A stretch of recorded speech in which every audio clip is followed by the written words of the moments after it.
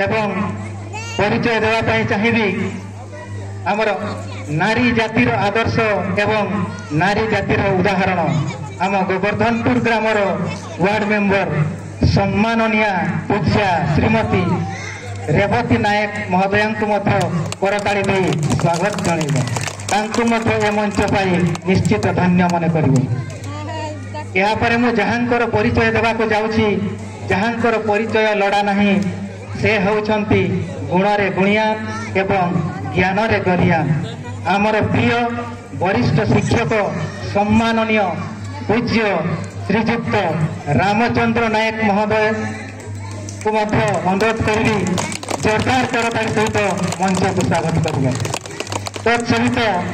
जड़े उद्यमान व्यक्तित्व समाजसेवी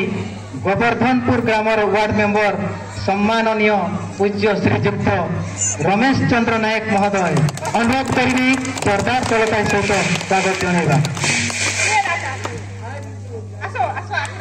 आम भवनरे आउ जड़े अतिथि उपस्थित अच्छा से आउ कहीं नुहंती अवसर प्राप्त शिक्षयित्री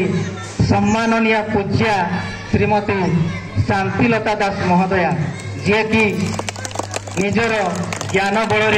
अनेक कुनि कुनि छात्र छात्री को सुनागरिक रूपे गढ़ी तोली